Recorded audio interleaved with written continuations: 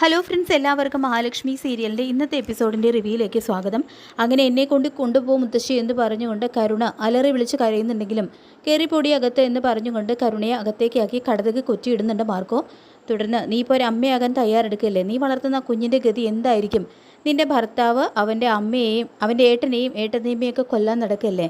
അവൻ ഇതുവരെ ഒന്നും അറിഞ്ഞിട്ടില്ല. ഇന്ന് അവനും അവൻ്റെ അമ്മയൊക്കെ കോടതിയിൽ വരികയാണെങ്കിൽ നിൻ്റെ ഭർത്താവും അമ്മായിയമ്മയൊക്കെ എല്ലാം അറിയും.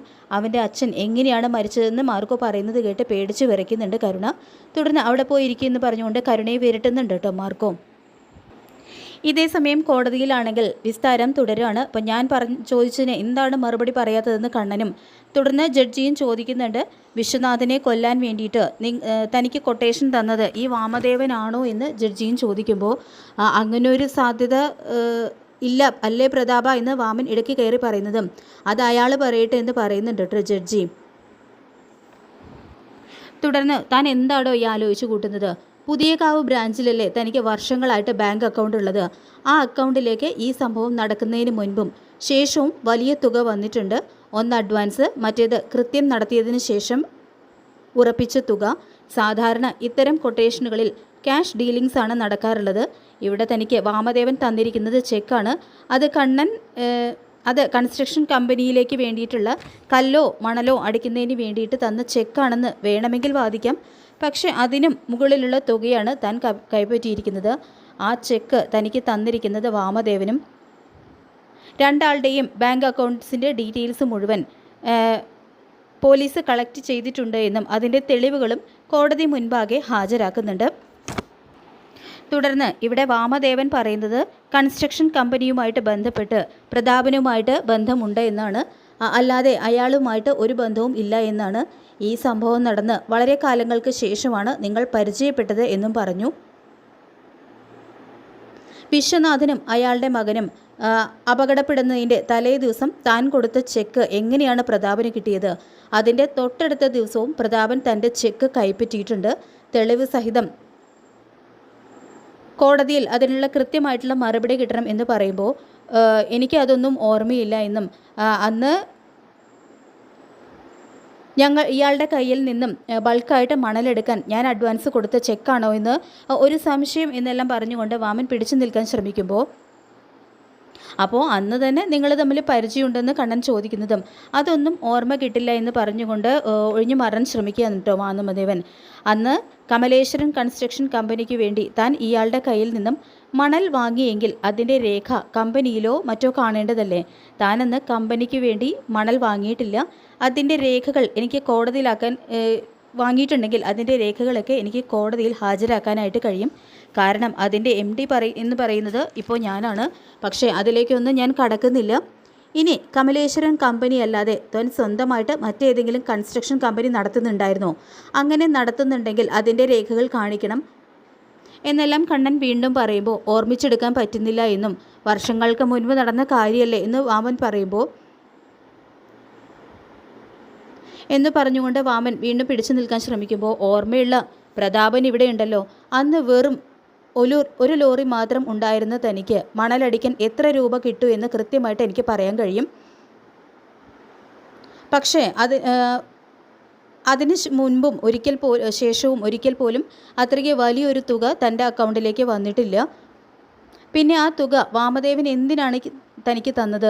അതൊരു കൊട്ടേഷൻ തന്നെ ആയിരുന്നില്ലേ എന്ന് കണ്ണൻ ചോദിക്കുമ്പോൾ മുത്തശ്ശിയെ ഒന്ന് നോക്കിയതിന് ശേഷം അതൊരു കൊട്ടേഷൻ തന്നെ ആയിരുന്നു എന്ന് സമ്മതിക്കുകയാണ് പ്രതാപൻ ചെയ്യുന്നത്.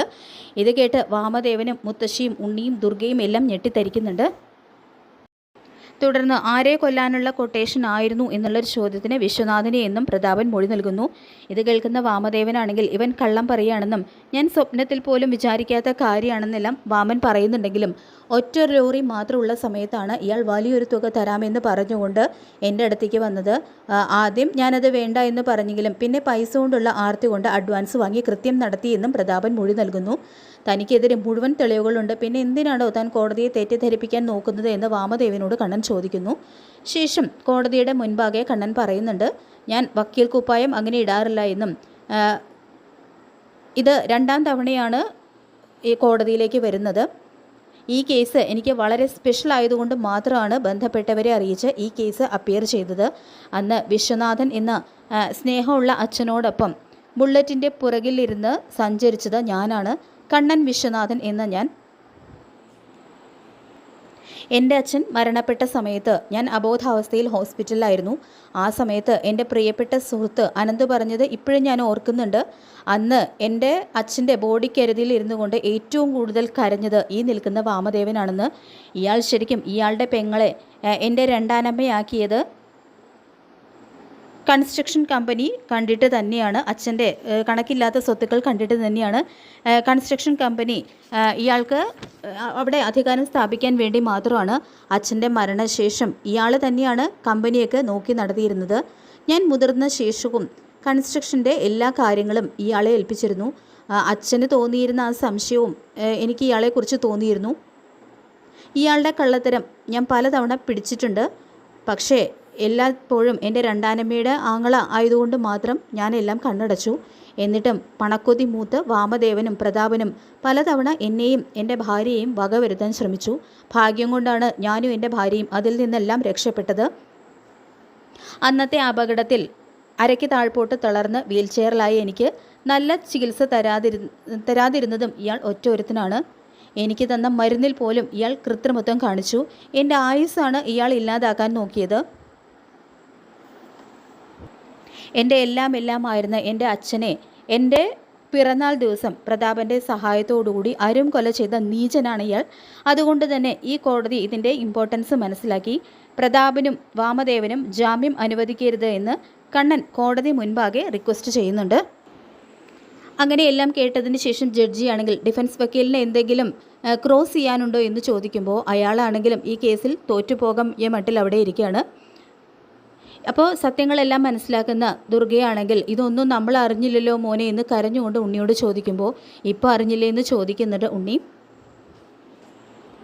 തുടർന്ന് ജഡ്ജി പറയുന്നുണ്ട്, അപൂർവങ്ങളിൽ അപൂർവമായ ഒരു കേസാണിത്. ഈ കേസിന് കാലപ്പഴക്കമുണ്ടെങ്കിലും പ്രതാപൻ ചെയ്ത കൊടും ക്രൂരത തള്ളിക്കളയാൻ കഴിയുന്ന ഒന്നല്ല. ശക്തമായ മഴയുള്ള ഒരു ദിവസം ബൈക്കിൻ്റെ പുറകിലിരുന്ന് സഞ്ചരിച്ചിരുന്ന ഒരച്ഛനെയും മകനെയും പ്രതാപചന്ദ്രൻ എന്ന രണ്ടാം പ്രതി ലോറി ഇടിപ്പിച്ച് തെറിപ്പിച്ചു എന്നതിന് അന്ന് 5 വയസ്സ് മാത്രം പ്രായമുണ്ടായിരുന്ന മഹാലക്ഷ്മി എന്ന പെൺകുട്ടി സാക്ഷിയാണ്. അതോടൊപ്പം പ്രതാപചന്ദ്രന് കൊട്ടേഷൻ കൊടുത്ത ഈ കേസിലെ 1-ാം പ്രതിയായ വാമദേവൻ അതിന് എല്ലാം ചെയ്തതെന്ന് തെളിവ് സഹിതം തെളിയിക്കാനായിട്ടും പ്രോസിക്യൂഷന് കഴിഞ്ഞിട്ടുണ്ട്. അതുകൊണ്ട് അവർക്ക് ജാമ്യം നിഷേധിക്കുകയാണെന്ന് കോടതി വിധി പ്രസ്താവിക്കുന്നു. അത് കേട്ട് തകർന്ന് തരിപ്പണാവുന്നുണ്ട് വാമനും പ്രതാപനും. ദുർഗയാണെങ്കിൽ പൊട്ടിക്കരഞ്ഞുകൊണ്ട് പുറത്തേക്ക് പോകുന്നു. പുറത്തെത്തിയതിന് ശേഷവും നിയന്ത്രണം വിട്ട് പൊട്ടിക്കരയുന്നുണ്ട് കേട്ടോ ദുർഗ. ഉണ്ണിക്കാണെങ്കിൽ ദുർഗയെ എങ്ങനെ ആശ്വസിപ്പിക്കണമെന്നറിയുന്നില്ല. ഇതേ സമയം പ്രതാപനെയും വാമദേവനെയും കോടതിയിൽ നിന്നും പുറത്തേക്ക് കൊണ്ടുവരുന്നത് കാണുന്ന ദുർഗയ്ക്ക് ദേഷ്യം നിയന്ത്രിക്കാനായിട്ട് കഴിയുന്നില്ല. അവരെ രണ്ടുപേരെയും രൂക്ഷമായിട്ട് നോക്കിക്കൊണ്ട് എടാ എന്ന് വിളിച്ചുകൊണ്ട് വാമൻ്റെ ഷർട്ടിൽ പിടിക്കുന്നുണ്ട് കേട്ടോ ദുർഗ. തുടർന്ന് എനിക്കൊരു ജീവിതം ഉണ്ടാക്കി തന്നിട്ട് എൻ്റെ വിശ്വനാഥനെ നീ കൊന്നു അല്ലേടാ എന്ന് ചോദിച്ചുകൊണ്ട് വാമൻ്റെ നേരെ പൊട്ടിത്തെറിക്കുന്നുണ്ട് ദുർഗ. തുടർന്ന് എസ് ഐ ഇടപെട്ട് വാമനെയും പ്രതാപനെയും അവിടെ നിന്ന് മാറ്റുന്നു. തുടർന്ന് എൻ്റെ കുട്ടികളുടെ അച്ഛനെ കൊല്ലിച്ചിട്ട് നീ നിൻ്റെ മോളെ കൊണ്ട് എൻ്റെ മോനെ കല്യാണം കഴിപ്പിച്ചു അല്ലേടാ, എന്തൊരു മനുഷ്യനാടാ നീ, എൻ്റെ സ്വന്തം ആങ്ങളെയല്ലേ നീ, എൻ്റെ സ്വന്തം ഏട്ടൻ, നിനക്ക് എങ്ങനെ എന്നോട് ഇതൊക്കെ ചെയ്യാൻ തോന്നി? തുടർന്ന് പ്രതാപനോടായിട്ട് പൊട്ടിത്തെറിച്ചുകൊണ്ട് ദുർഗ പറയുന്നുണ്ട്, നിന്നെപ്പറ്റി ഞാൻ ഒരുപാട് കേട്ടിട്ടുണ്ട്, പക്ഷേ അതൊക്കെ എൻ്റെ വിശ്വേട്ടൻ്റെ ജീവൻ നീ എടുത്തിട്ടുണ്ടാവുമെന്ന് ഞാൻ ഒരിക്കൽ പോലും കരുതിയിരുന്നില്ല. തുടർന്ന് വിശ്വേട്ടൻ്റെ ആദ്യ ഭാര്യ മരിക്കുന്ന സമയത്ത് കണ്ണന് 5 വയസ്സ് മാത്രമേ പ്രായം ഉണ്ടായിരുന്നുള്ളൂ. അവനെ നോക്കാൻ വേണ്ടിയിട്ട് ഒരാൾ വേണ്ടേ എന്ന് വിശ്വേട്ടനെ പറഞ്ഞ് നിർബന്ധിച്ചത് ഇവനാണ്. അദ്ദേഹം വേണ്ട എന്ന് പറഞ്ഞിട്ടും ഇയാൾ നിർബന്ധിച്ച് വിശ്വേട്ടൻ്റെ മനസ്സ് മാറ്റിച്ചു. എന്നിട്ടാണ് ഇയാൾ എൻ്റെ അരികിലേക്ക് വന്നത്. എത്ര പൈസയുള്ള ആളായാലും ഒരു 2ാം കെട്ടുകാരനെ വേണ്ട എന്ന് ഞാൻ പറഞ്ഞതാണ്. ആ സമയത്ത് എൻ്റെ പിന്നാലെ നടന്ന് എന്നെ ഉപദേശിക്കുകയും എൻ്റെ ബന്ധുക്കളെ കൊണ്ട് സമ്മർദ്ദം ചെലുത്തുകയും ചെയ്തു. സ്വന്തം ആങ്ങളെയല്ലേ, പെങ്ങളുടെ ജീവിതം തകർക്കാൻ ശ്രമിക്കില്ല എന്ന് കരുതിയിട്ടാണ് ഞാൻ അതിന് സമ്മതിച്ചത്. അങ്ങനെ ഞങ്ങളെ ഒന്നിപ്പിച്ചതിന് ശേഷം എൻ്റെ ജീവിതം സ്വർഗ്ഗതുല്യമായിരുന്നു. ആ ജീവിതം നരകാക്കിയത് നീ ഒറ്റ ഒരുത്തനാണെന്ന് എനിക്കിപ്പോൾ മനസ്സിലാവുന്നുണ്ടെന്ന് പറഞ്ഞുകൊണ്ട് വാമദേവന് നേരെ വീണ്ടും വീണ്ടും പൊട്ടിത്തെറിക്കുന്നുണ്ട് ദുർഗ. നിങ്ങൾ രണ്ടുപേരും ഒരു കാലത്തും നന്നാവില്ല എന്നും പറഞ്ഞുകൊണ്ട് അവരെ ശപിക്കുന്നു. ശേഷം മുത്തശ്ശിയുടെ നേരെ തിരിയുന്ന ദുർഗ, എല്ലാത്തിനും കൂട്ടുനിന്ന നിങ്ങൾ നരകിക്കും. ഒരുപാട് വേദന തിന്നേ നിങ്ങൾക്ക് ഈ ലോകത്ത് നിന്ന് പോകാൻ സാധിക്കൂ, അല്ലെങ്കിൽ കണ്ടോ എന്നും മുത്തശ്ശിയെയും ശപിക്കുന്നുണ്ട് കേട്ടോ ദുർഗ. ഏതായാലും ഇനി കരുണയ്ക്കും അതുപോലെ തന്നെ ഇതുപോലുള്ളൊരു ശിക്ഷ തന്നെയായിരിക്കും ദുർഗയും ഉണ്ണിയും കൂടിയിട്ട് വിധിക്കാനായിട്ട് പോകുന്നത്. അപ്പോൾ നമുക്ക് കാത്തിരിക്കാം വരാൻ പോകുന്ന എപ്പിസോഡുകൾക്കായിട്ട്. ഈ റിവ്യൂ ഇഷ്ടപ്പെട്ടെങ്കിൽ ലൈക്ക് ചെയ്യുക, ചാനൽ കൂടി ഒന്ന് സബ്സ്ക്രൈബ് ചെയ്ത് സപ്പോർട്ട് ചെയ്യുക. താങ്ക്